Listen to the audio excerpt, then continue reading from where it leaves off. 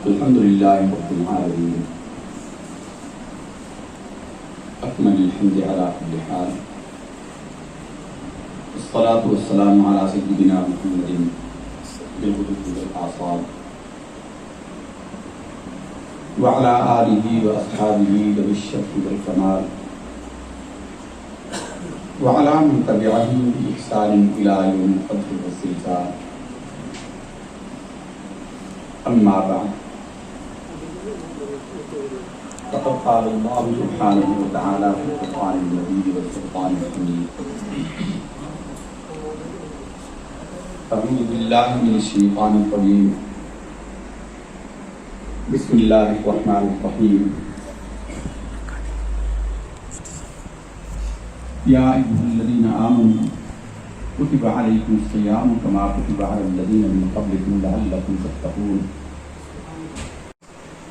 خطبنا رسول الله صلى الله عليه وسلم في آخر يوم من شعبان فقال: يا أيها الناس قد أظلكم شهر عظيم، شهر مبارك، شهر فيه ليلة خير من ألف شهر، جعل الله صيامه فريضة وقيام ليله تطوعا، من تقرب فيه بخصلة من الخير كان كمن أدى فريضة فيما سواه، ومن أدى فريضة فيه كان كمن أدى 70 فريضة فيما سواه. وهو شهر الصبر، والصبر ثوابه الجنة، وهو شهر الواسات، وهو شهر يزاد فيه رزق المؤمن. من فطر فيه صائم كان له مغفرة لذنوبه وعتق رقبته من النار، وكان له أجره من غير أن ينتقص من أجره شيء. قلنا: يا رسول الله صلى الله عليه وسلم، ليس كلنا يريد ما يفطر به الصائم. فقال النبي صلى الله عليه وسلم: يعطي الله هذا الثواب من فطر صائما على مسقط لبن أو تمر أو شربة من ماء، ومن أشبع صائما سقاه الله من حوض شربة لا يظمأ بعده حتى يدخل الجنة. وهو شهر أوله رحمة وأوسطه مغفرة وآخره عتق من النار.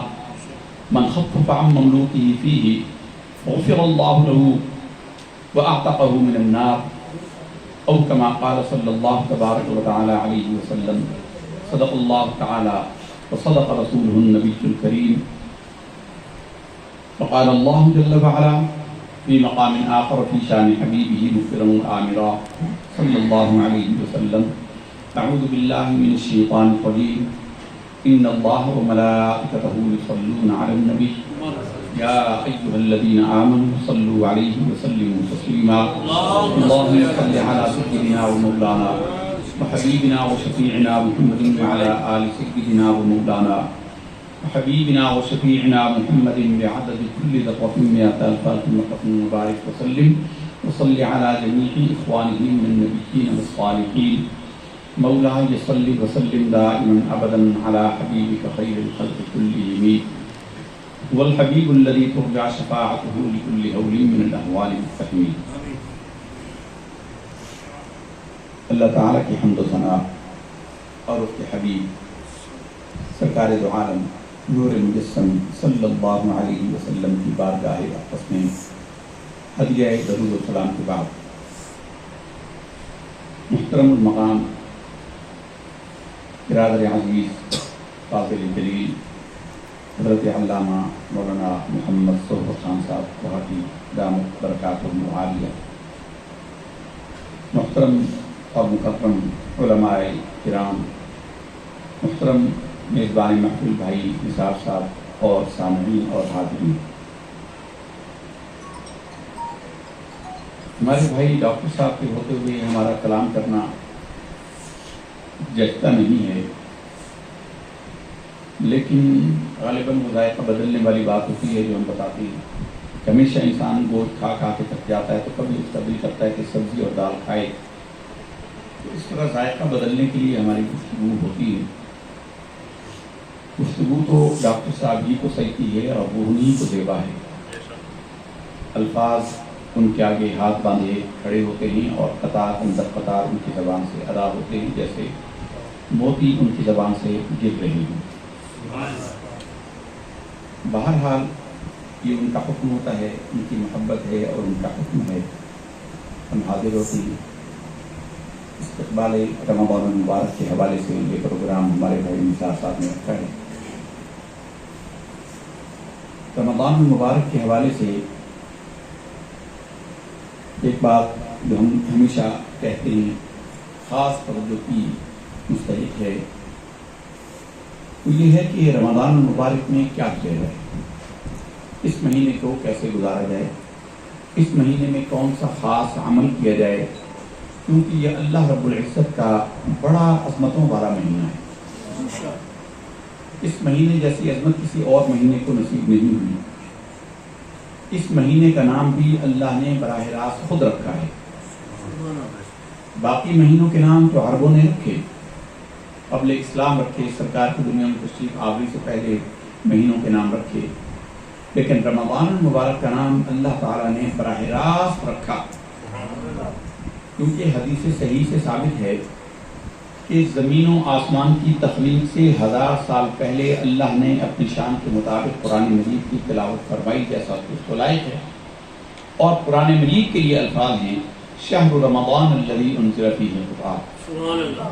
رمضان وہ مہینہ ہے جس میں قرآن مجید نازل کیا گیا. تو اس مہینے کا نام جب زمین و آسمان بھی نہیں تھے، سورج اور چاند ستارے نہ تھے، اللہ نے اس مہینے کا نام تب ہی سے رمضان رکھا. اور پھر جب عرب اس مہینے سال کے مہینوں کے نام رکھ رہے تھے تو عربوں کو اللہ نے الہام کیا، ان کے دلوں میں ڈالا کہ اس مہینے کا نام رمضان رکھیں. دراصل یہ اللہ کا فیصلہ تھا، ازل سے اللہ نے فرمایا ہوا تھا، اور لوح محفوظ میں اللہ نے اس کو رقم کیا تھا. اللہ نے ان لوگوں کے دلوں میں ڈالا، حالانکہ اس زمانے کے اعتبار سے اس کی کوئی مناسبت نہیں تھی، سوائے اس کے کہ یہ مہینہ شدید گرمی میں آیا. رمضان یرمض معناہ جلا دینا، جلانے والا. رمضان وہ جل گیا، چونکہ وہ گرمی کا مہینہ تھا. اور کہا جاتا ہے کہ ایسی گرمی تھی کہ مکہ کے پتھروں پر اگر آٹا گیلا کر کے ڈال دیا جاتا تو روٹی پک جاتی تھی. اس وجہ سے اس نسبت سے انہوں نے اپنی سمجھ میں رکھا، حقیقتاً اللہ نے ان کے دلوں میں یہ القاء کیا کہ روزے جو رکھے گا وہ اللہ تعالیٰ اس کے گناہوں کو جلا دے گا. گزشتہ سال کے سارے گناہ اللہ تعالیٰ اس کے جلا دے گا، اس لیے اللہ تعالیٰ نے اس مہینے کا نام رمضان منتخب فرمایا. یہ وہ مہینہ ہے، معروف حدیث ہے، آپ اکثر علماء کرام سے سنتے ہیں. ہر حدیث شریف کے اندر، مسلم شریف کی حدیث ہے، سرکار دو عالم صلی اللہ علیہ وسلم نے ارشاد فرمایا کہ اللہ رب العزت نے ارشاد فرمایا کہ میں نے ہر عبادت کا ثواب گن کر رکھا، 2 گنا، 4 گنا، 10 گنا، 100 گنا، 200 گنا، 700 گنا، 1400 گنا، لیکن رمضان المبارک کا ثواب گن کر نہیں رکھا، بتایا ہی نہیں کہ کیا ہے. فرمایا کہ الصوم لی وانا اجزی بھی، تو ایک روایت میں ہے، قرأت میں ہے کہ الصوم لی وانا اجزا بھی، روزہ میرے لیے ہے اور میں اس کی جزا دوں گا، یا یہ کہ روزہ میرے لیے ہے، میں خود اس کی جزا دوں گا. شارحین حدیث نے اس کا بڑا عجیب مطلب بیان کیا ہے.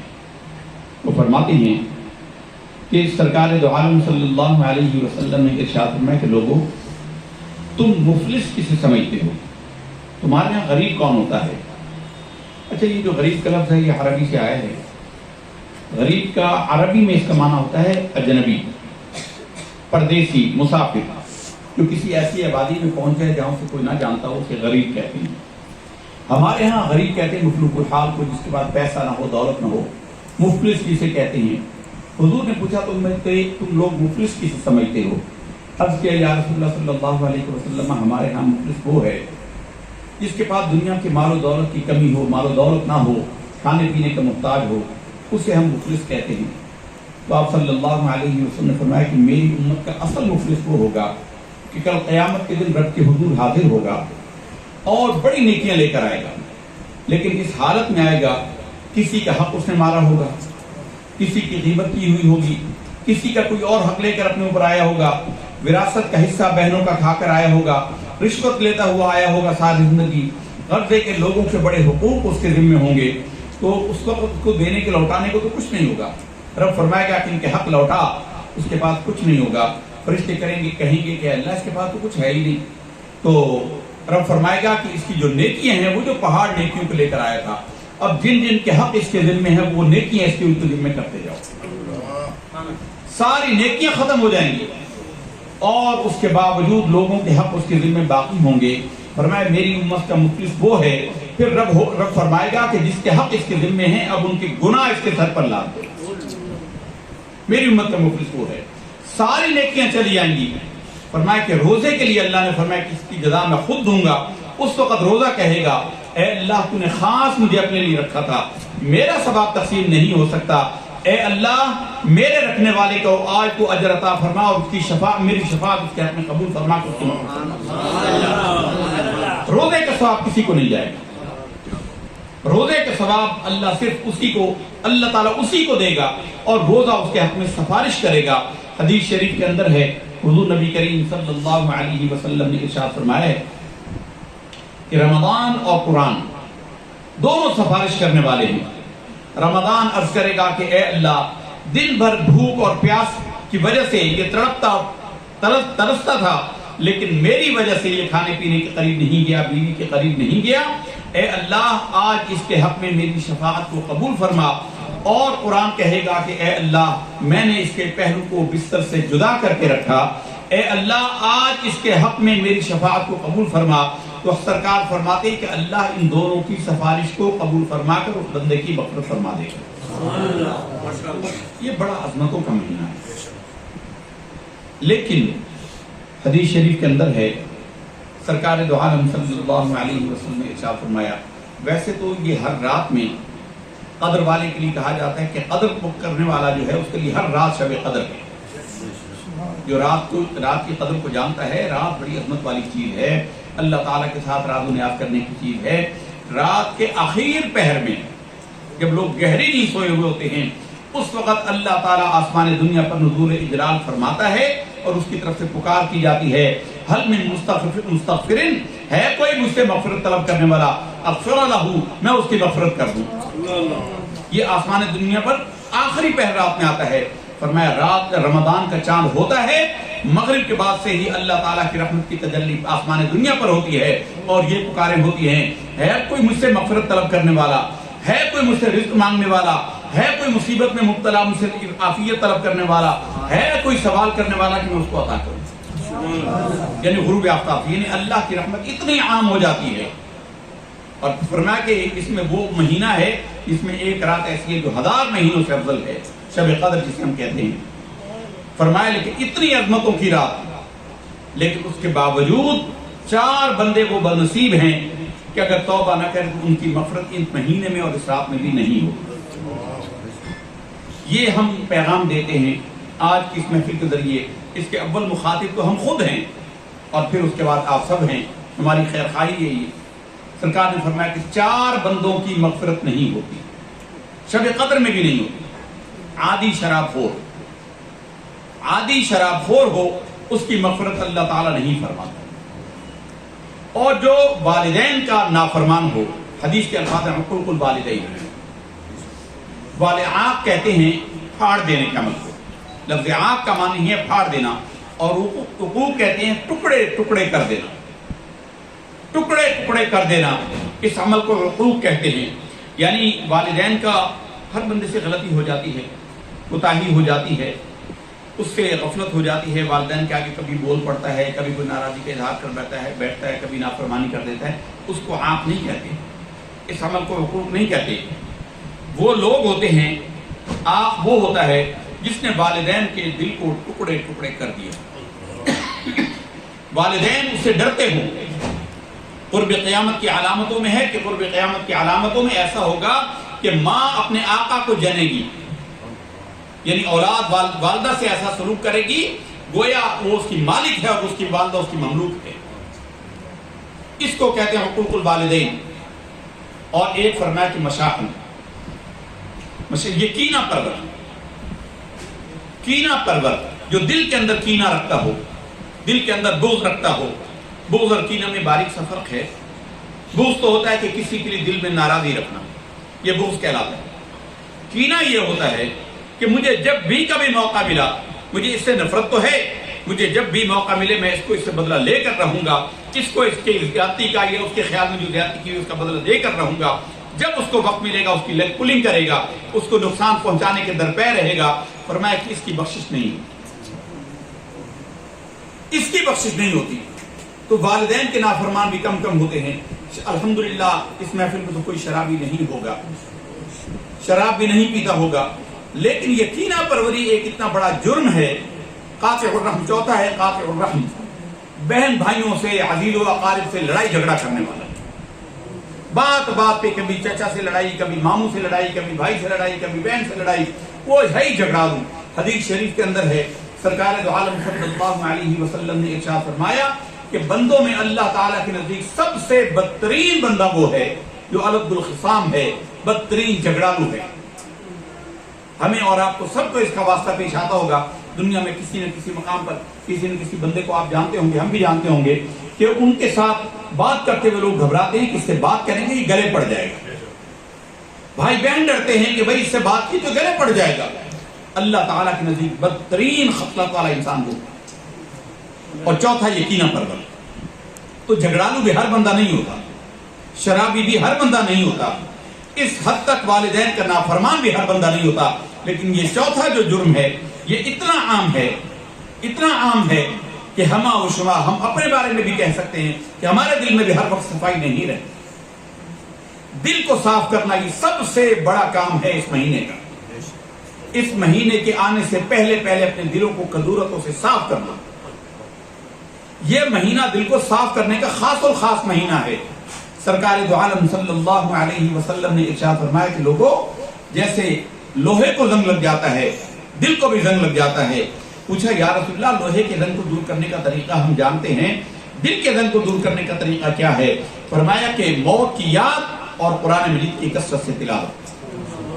یہ کثرت تلاوت کا قرآن مجید کا مہینہ ہے۔ شہر رمضان الذی انزل فیہ القرآن، قرآن مجید کا مہینہ ہے، قرآن مجید کا مہینہ ہے۔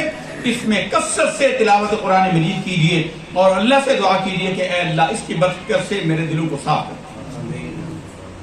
صحابہ کرام کا جو معمول ہے، ہم قرآن مجید پڑھتے ہیں نا، نیچے لکھا ہوتا ہے منزل 1 منزل 2 7 منازل قرآن مجید میں ہیں۔ یہ ہفتے کے 7 دن تھے جس میں صحابہ کرام 7 دنوں کے اندر پورا قرآن مجید ختم کر لیا۔ یہ زیادہ سے زیادہ تھا صحابہ کا، اور کم تو ایسے بھی تھے کہ جو روز ایک قرآن مجید ختم کرتے تھے۔ پھر سرکار نے ان کو بریک لگائی اور ان کو کہا بھی آہستہ کرو، زیادہ سے زیادہ جلدی تو کرے، تو 3 دن سے کم میں قرآن ختم نہ کیا۔ عبداللہ بن عمر بن العاص رضی اللہ تعالیٰ عنہ نے فرمایا صحابہ کرام میں سب سے زیادہ عبادت گزار جو تھے یہ عبداللہ بن عمر بن العاص رضی اللہ تعالیٰ عنہ۔ صوم وصال رکھا کرتے تھے، سرکار نے منع کر دیا۔ حضور نے ان کو کہا کہ زیادہ سے زیادہ تجھے اجازت ہے صوم داؤدی کی، 1 دن روزہ رکھ 1 دن افطار کر، نفلی روزوں کے بعد۔ قرآن مجید کی تلاوت ایسی تھی کہ 1 دن میں قرآن مجید ختم کرتے تھے۔ سرکار نے فرمایا، اس نے کہا کہ یا رسول اللہ میری طاقت زیادہ ہے۔ فرمایا کہ اچھا پھر تو 7 دن میں کر لیا کر۔ کہا یا رسول اللہ طاقت اور زیادہ ہے۔ فرمایا کہ 3 دن سے کم میں تجھے قرآن ختم کرنے کی اجازت نہیں ہے۔ تو قرآن مجید کا مہینہ ہے، اور ویسے یہ تو آپ اکثر علماء سے سنتے ہی رہتے ہیں، صرف 2 عمل ایسے ہیں اگر بندہ ان میں مشغول ہو جائے تو اس کو کسی اور عمل کی حاجت ہے ہی نہیں۔ ایک قرآن مجید کی تلاوت ہے۔ سرکار نے فرمایا کہ اللہ تعالیٰ فرماتا ہے کہ جس کو تلاوت قرآن مجید کی مشغولیت نے دیگر دعاؤں کے مانگنے سے روک دیا، قرآن ہی پڑھتا رہا، فرمایا کہ جو وہ مانگنا چاہتا تھا وہ بھی عطا کروں گا، جو اس کے حق میں بہتر ہے اور اس کو ملنا چاہیے تھا اسے خود بھی یاد نہیں ہے، میں وہ بھی عطا کروں گا، سارے گناہ بھی اس کے معاف کروں گا اور اس کے ترقی درجات بھی کروں گا۔ نعرہ تکبیر، نعرہ رسالت، نعرہ غوثیہ، نعرہ حیدری، اور اگلا عمل ہے وہ درود شریف ہے۔ آپ نے سنا ہوا ہے، تو بھائی ابن کعب نے کہا یار مجھے آپ سے بڑی محبت ہے، بڑا درود پڑھتا ہوں آپ پر، اب میں نے طے کیا ہے کہ دعا کا 1/4 حصہ صرف آپ پر درود السلام کے لیے مختص کر دوں گا۔ فرمایا خوب ہے او بھائی، بہت اچھا ہے، لیکن اگر تو اس کو بڑھا دے تو اور اچھا ہے۔ عرض کیا یا رسول اللہ آدھا وقت؟ فرمایا خوب، اور بڑھا دے تو زیادہ اچھا. کہا 3/4. فرمایا بہت اچھا، لیکن اس کو بھی بڑھا دے تو اچھا ہے. فرمایا کہ اب میں یا رسول اللہ سمجھ گیا، تمام وقت میں آپ پر درود و سلام ہی پڑھتا رہوں گا. آپ صلی اللہ علیہ وسلم نے ارشاد فرمایا کہ اے ابی اگر تو ایسا کرے گا اللہ تعالیٰ تیری ساری حاجتیں پوری کرے گا. جو دعائیں تو مانگنا چاہتا تھا وہ بھی پوری کرے گا، جو تیرے حق میں بہتر ہے تجھے مانگنا یاد ہی نہیں رب وہ بھی عطا فرمائے گا، وہ بھی تیری پوری کرے گا. گناہ بھی سارے تیرے معاف ہوں گے اور اللہ تعالیٰ تیرے لیے ترقی درجات بھی فرمائے گا. سبحان اللہ. تو یہ 2 عمل ایسے ہیں رمضان المبارک میں اس کی کثرت کی جائے تو اللہ تعالیٰ ساری حاجتیں پوری فرما دیتا ہے. اس کی برکت سے دل کی صفائی مانگیے. سب سے بڑا وظیفہ وہ ہے، سب سے بڑا عمل جو کامیابی ہے وہ ہے دل کا صاف ہونا. کسی کے لیے حضور نبی کریم صلی اللہ علیہ وسلم فرمایا، عبداللہ بن عمر بن العاص جن کا ذکر ہو رہا ہے، حضور کے پاس بیٹھے ہوئے صحابہ کرام کا مجمع لگا ہوا ہے. حضور نے فرمایا کہ کوئی کسی جنتی کو دیکھنا چاہے تو ابھی اس دروازے سے ایک بندہ آئے گا اور جنتی کو دیکھ لے. عبداللہ بن عمر، ہمارا حال یہ ہے کہ ہم صرف ثواب کے لیے بات تو سنتے ہیں، ہمارے اندر نیکی کی رغبت نہیں ہوتی، شوق نہیں آتا. ہم سنتے ہیں مولوی صاحب نے بڑی لذیذ باتیں کی ہیں، اچھی نئی باتیں سنی ہیں، صرف ثواب یا اچھی باتیں سننے کے ذوق میں سنتے ہیں، ہمارے اندر عمل کا داعیہ نہیں ہوتا. عبداللہ بن عمر بن العاص رضی اللہ تعالیٰ عنہ کہنے لگے کہ میں حیرت سے دیکھ رہا تھا، دروازہ کھلا اور ایک صحابی آئے، ان کی داڑھی سے پانی ٹپک رہا تھا وضو کا تازہ. وہ آئے اور آ کر بیٹھ گئے. جتنی دیر بیٹھنا تھا اپنی عبادت کی، جو کچھ کام کرنا تھا کیا اور اس کے بعد چلے گئے. اگلے دن سرکار نے پھر فرمایا جو جنتی کو دیکھنا چاہے ابھی اس دروازے سے آنے والا ہے. پھر دیکھا تو وہی بندہ.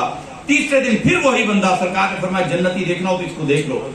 تو وہی بندہ، وہی صحابی. اب اس میں دیکھیے صحابہ کرام کا ایمان کیا ظاہر ہو رہا ہے کہ اللہ کے حبیب صلی اللہ علیہ وسلم لوگوں کے دل کی کیفیتوں کو بھی جانتے ہیں، زمین پر رہ کر احوال جنت کو بھی جانتے ہیں اور ہر جنتی کو بھی حضور دنیا میں پہچانتے ہیں. یہ صحابہ کرام کا ایمان و عقیدہ تھا. آج ہمیں یہ عقیدہ شرک بتایا جاتا ہے. تو صحابہ کرام نے ان کو بڑے شوق سے دیکھا، رغبت سے دیکھا. عبداللہ بن عمر نے تیسرے دن ان کو دیکھا تو ان کے پیچھے گئے اور کہا کہ چچا میں آپ کے ہاں مہمان بننا چاہتا ہوں. انہوں نے سمجھا کہ کوئی خاص عمل کرتے ہوں گے جس کی وجہ سے یہ اس طرح حضور نے ان کو جنتی فرمایا. 3 رات ان کے گھر مہمان رہے اور 3 رات میں انہوں نے دیکھا کہ عشاء پڑھ کر سو جاتے تھے، فجر میں اٹھتے اور نماز پڑھتے اور باقی معاملات کرتے. تیسرے دن کہنے لگے چچا میں تو اس وجہ سے آیا تھا کہ رسول اللہ نے 3 دن تمہارے بارے میں فرمایا کہ تم جنتی ہو، لیکن میں نے تو تمہارا کوئی خاص عمل ایسا دیکھا نہیں ہے، تو کون سی ایسی بات ہے؟ تو انہوں نے کہا کہ بھتیجے بات یہ ہے کہ میں اور تو کوئی عمل نہیں کرتا، لیکن اللہ کی قسم رات کو جب بستر پر لیٹتا ہوں تو اپنے دل کو لوگوں کے بارے میں بالکل صاف کر کے سوتا ہوں، اور جب صبح اٹھتا ہوں تو اس دل کو سب کے لوگوں کے بارے میں بالکل صاف رکھ کر اٹھتا ہوں. تو فرمایا کہ من ہذا ہوا یا امی، یہی تو ہے اے چچا، یہی تو آپ کا وہ عمل ہے جس سے آپ جنت میں جائیں گے. سب سے بڑا عمل ہے برادران گرامی. یہ خاص اور خاص پیغام ہے رمضان المبارک کا کہ اپنے دلوں کو صاف کیا. دل صاف ہو گیا، تھوڑا عمل بھی اخلاص والا ہو گیا، نجات کے لیے کافی. سرکار جا رہے ہیں اور ان کے ردیف ہیں معاذ بن جبل رضی اللہ تعالیٰ عنہ. سرکار نے کہا کہ بیٹے میں تجھے ایک بات نہ بتاؤں؟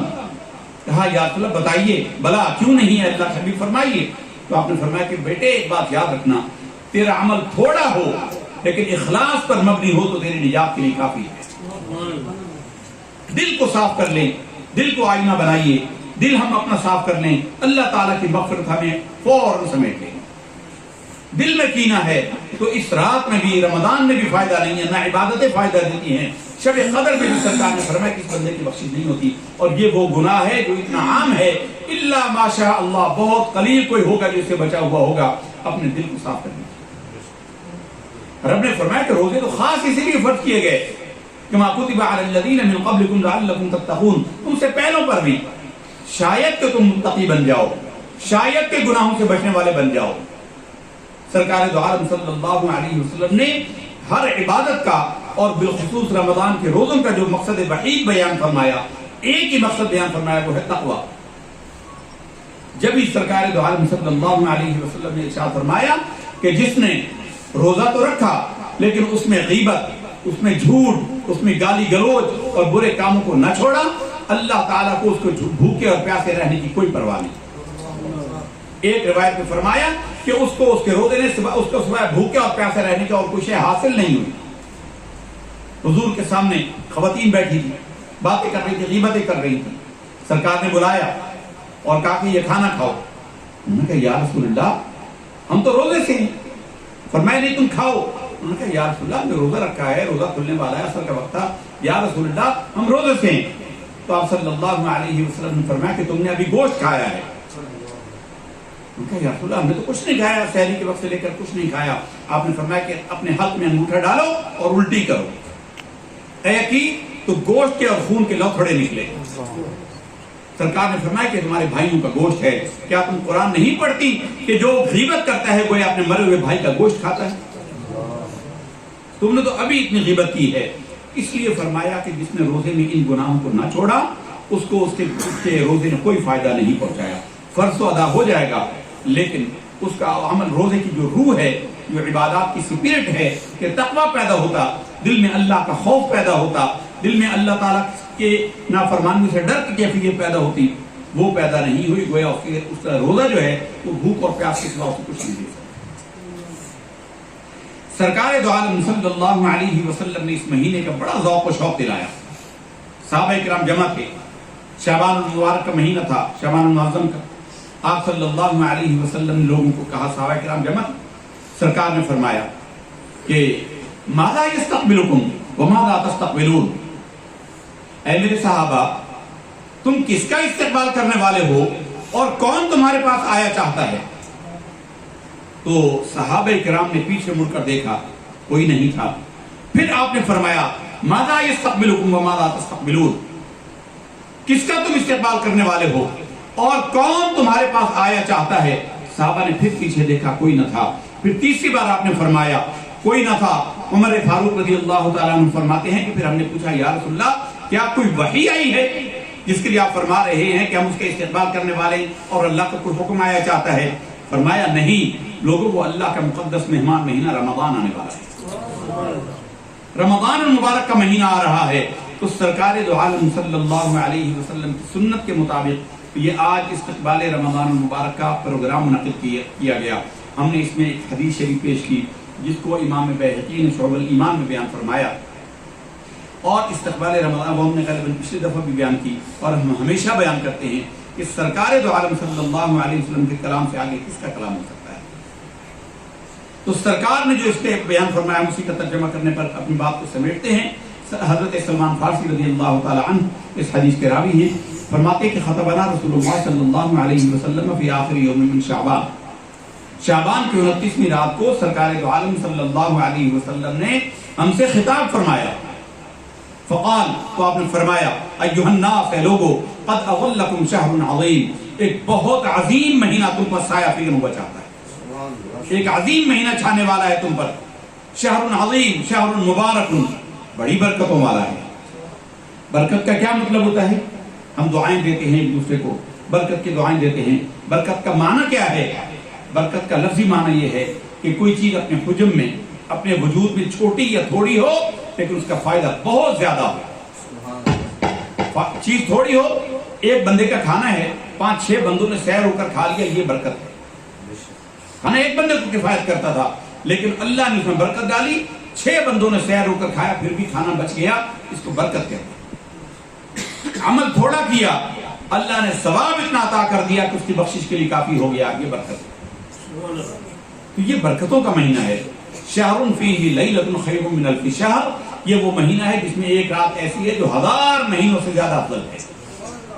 اب علماء نے اس کی گنتی بیان کی اور کہا کہ 83 سال اور کچھ مہینے بنتے ہیں 1000 مہینہ, لیکن شارحین حدیث نے کہا کہ ایک معنی تو یہ ہے چلے لے لے, اور اس کے لیے روایات بھی بیان کی ہیں. لیکن فرمایا کہ عربوں میں جو گنتی کا عدد ہے, ہمارے یہاں پر نا کہ 100, 1000, 10,000, لاکھ, 10 لاکھ, پھر کروڑ, 10 کروڑ, ارب, 10 ارب, خرب, 10 خرب, اس تک کی گنتی ہے. عربوں میں گنتی کا جو سب سے بڑا عدد ہے وہ 1000 ہے, 1000 ہے. عربوں میں عربی کے اندر, عربی اپنی لغت کے اندر 1000 سے آگے کی کوئی گنتی نہیں. تو اس میں جو فرمایا کہ خیر من الف شہر, یعنی جتنی تمہاری گنتی ہے اس سے بھی کہیں زیادہ اللہ تعالیٰ نے اس میں برکت رکھی ہے. بے حد و حساب برکتیں ہیں. یہ 83 سال پر حسر نہیں ہے، اللہ نے خیر فرمایا اس سے بہتر، کتنا زیادہ یہ اللہ ہی جانتا، یا اللہ کی عطا سے اس کا رسول جانتا۔ خیر من الف شہر جعل اللہ صیامہ فریضہ، اللہ نے اس کے دن کا روزہ فرض کر دیا۔ وقیام لیلہ تطوعا، اس مہینے کی رات کو اللہ تعالیٰ نے عبادت کرنا، تراویح کا پڑھنا، یہ اللہ نے بہت بڑا نیکی کا کام رکھا۔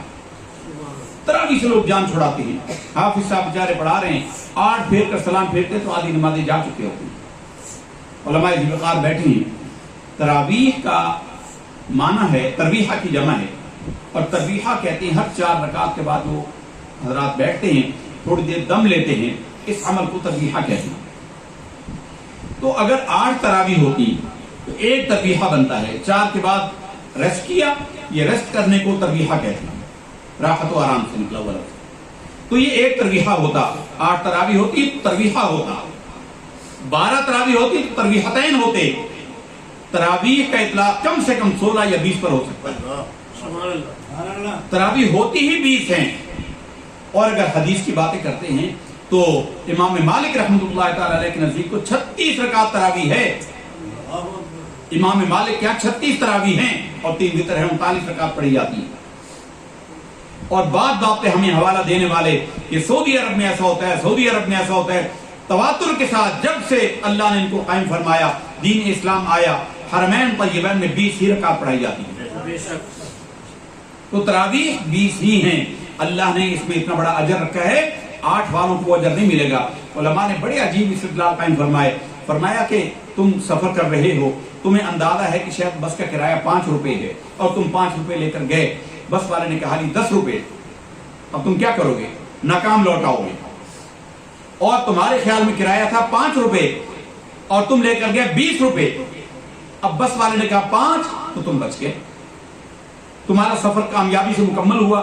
فرمایا کہ کل قیامت کے دن جب رب کے حضور تم جاؤ گے، جو 8 والے ہیں، اگر رب نے ان کو فرما دیا کہ تراویح تو میرے حبیب کی سنت 20 تھی، تمہاری باقی 12 کہاں ہیں؟ کیا جواب دیں گے؟ کوئی جواب نہیں دے سکیں گے۔ اور جو 20 پڑھتے ہیں، اگر اللہ نے ان کو کہا کہ بھی میں نے تو، میرے حبیب نے تو 8 کی سنت کی تھی، تم نے فالتو کیوں پڑھی؟ تو اللہ فرمایا، بندہ عرض کرے گا اللہ باقی میرے نفل قبول فرما لے۔ وہ تو کامیاب ہی کامیاب ہے 20 والا، 8 والا کامیاب نہیں ہو سکتا۔ تراویح کا عربی معنی ہی یہ ہے کہ کم سے کم 3 تراویح ہے۔ عربی میں جمع کا اطلاق 3 یا 3 سے زائد پر ہوتا ہے، 2 پر جمع کا اطلاق نہیں ہوتا۔ جعل اللہ صیامہ فریضہ وقیام لیلہ تطوعا۔ برادران گرامی، قرآن مجید کے پڑھنے اور سننے کا جو موقع ملنے والا ہے، اس کو ضائع مت کیجیے۔ گھنٹے 1.5 گھنٹے کی بات ہوتی ہے، اور پھر ہمارا ایک شوق یہ ہوتا ہے کہ پورے علاقے میں سرچ کرو کہ کون سے مولوی صاحب جلدی پڑھاتے ہیں، کون سے مولوی صاحب آدھے گھنٹے 35-40 منٹ تراویح پڑھا کر فارغ کرتے تھے۔ مفتی امجد علی صاحب اعظمی نے لکھا ہے، بہار شریعت کے اندر لکھا ہے، یہ خود حافظ تھے، لیکن بڑا عرصہ انہوں نے تراویح اس لیے نہیں سنائی، زبان تیز تھی، الفاظ تیز نکل جاتے تھے، تو جب تک زبان کو کنٹرول نہ کیا تراویح نہیں سنائی۔ انہوں نے بہار شریعت میں مثل لکھا ہے کہ بہت سارے الفاظ ہوتے ہیں جو پڑھتے ہیں، یعلمون تعلمون کے سوا کچھ سمجھ ہی نہیں آتا، نہ ان کی اپنی نماز ہوتی ہے نہ پچھلوں کی نماز ہوتی ہے۔ تو یہ موقع اللہ دیتا ہے، اس کی قدر کرو۔ اللہ عزت والے کا کلام ہے، اس کو سنو۔ عزت والے رب کے کلام کو تم سنو گے تو اللہ تعالیٰ تمہارے گناہوں کو معاف فرما دے گا۔ حدیث شریف کے اندر ہے، قرآن وہ چیز، وہ نعمت ہے، اللہ کی وہ رسی ہے جس کا ایک سرا اللہ کے پاس ہے اور ایک سرا بندہ اس کو تھامتا ہے۔ قرآن کی قدر کرو، قرآن کا مہینہ آ رہا ہے، دل کے اندر عہد کریں کہ ہم اللہ تعالیٰ کا پورا کلام تسلی کے ساتھ جہاں پڑھا جاتا ہوگا وہاں سنیں گے۔ فرمایا کہ یہ وہ شہر الصبر، فرمایا 70 فریضۃ فیما، فرمایا کہ وہ شہر الصبر والصبر سباب الجنہ، یہ صبر کا مہینہ ہے، صبر سکھاتا ہے، اور صبر کا بدلہ تو جنت کی سوا کوئی ہے ہی نہیں۔ وہ شہر المواسات، یہ غم گساری کا مہینہ ہے، ہمدردی کا مہینہ ہے، یہ تمہیں بتاتا ہے کہ تھر کے رہنے والے بیچارے سارا سال کیسے گزارتے ہیں جو تم 12 گھنٹے گزارتے ہو۔ اور سچی بات یہ ہے کہ یہ رمضان روزہ بھوکا پیاسا رہنے کا مہینہ ہے، لوگوں نے اسے کھانے کا مہینہ بنا دیا۔ کھانے پینے کی اشیاء کی جتنی ایڈورٹائزمنٹ اس مہینے میں ہوتی ہے پورا سال نہیں ہوتی، پکوڑے، سموسے، فروٹ چاٹ، پتہ نہیں کیا کیا نعمتیں، لوگوں نے سمجھا کہ یہ خوب کھانے کا مہینہ ہے، حالانکہ یہ بھوکا اور پیاسا رہنے کا مہینہ ہے۔ فرمایا کہ من ادا فریضۃ فیہ کان کمن ادا 70 فریضۃ فیما سوا، جس نے اس مہینے کے اندر ایک فرض ادا کیا اللہ اس کو 70 فرضوں کا ثواب عطا فرماتا ہے۔ من تطوع فیہ بخصلۃ من الخیر کان کمن ادا فریضۃ فیما سوا، جس نے اس مہینے کے اندر کوئی نفل عمل کیا، 1 روپیہ آپ نے دیا، ایسا دیتے 1 ہی روپیہ مسجد میں، یہ 10 روپے دیتے ہیں، کھانے پہ جائیں گے تو وہاں 5000 کا بل آیا تو کہتے ہیں کہ بڑا سکون ہے، کم بڑا مناسب بل آیا ہے۔ ایک پوسٹ کسی صاحب نے بھیجی کہ جمعے کی نماز ہو رہی تھی تو ایک صاحب نے 5000 کا نوٹ جو ہے وہ جھولی میں ڈالا، تو ساتھ بیٹھے ہوئے بندے نے اس کو بڑی تحسین فرمائی، کہا سبحان اللہ جی، بڑے تو نے بہت اللہ تعالیٰ کی رحمت سے بہت بڑا دل دیا۔ اس نے کہا بھائی یہ تیری جیب سے گرا تھا، میں نے وہ اٹھا کے ڈالا، تو وہ اس سے لڑنے لگ گیا کہ تو نے میرے 5، اس کو تعریف کر رہا ہے، اور اپنے اگر پتہ چلا کہ میرے تھے تو اس سے لڑنا شروع ہو گیا۔ یہ ہمارے ایمان کی حالت ہے۔ فرمایا کہ جو 1 روپیہ دے گا اللہ تعالیٰ اس کا کم سے کم درجہ جو 70 گنا ہے، اور کم سے کم قرآن مجید میں 1400 گنا تو اللہ نے گن کر بیان فرمایا ہے، 1400 گنا کو پھر 70 سے ضرب دیں اور پھر جس حالت میں دیں اللہ تعالیٰ اتنا زیادہ ثواب عطا فرماتا ہے۔ وہ شہر یزاد فیہ رزق المومن، یہ وہ مہینہ ہے جس میں مومن کے رزق میں بڑھوتری کر دی جاتی ہے۔ سارا سال جو بیچارے غریب کچھ نہیں کھا سکتے، گھر میں ابھی بھی نہ پکا سکیں، محلے کی مسجد میں آ جائیں، ایسی ایسی نعمتیں کھانے کو ملتی ہیں جو پورا سال ان کو نہیں نصیب ہوگی۔ ہر بندہ اس کا مشاہدہ کرتا ہے، غریب سے غریب آدمی بھی رمضان المبارک میں اپنے اہل و عیال کے لیے پھل اور پکوڑے اور سموسے لے کر آتا ہے، طرح طرح کی چیزیں کھلاتا ہے، جو اس کی استطاعت ہوتی ہے، پورا سال نصیب نہیں اس دن ہوتا ہے۔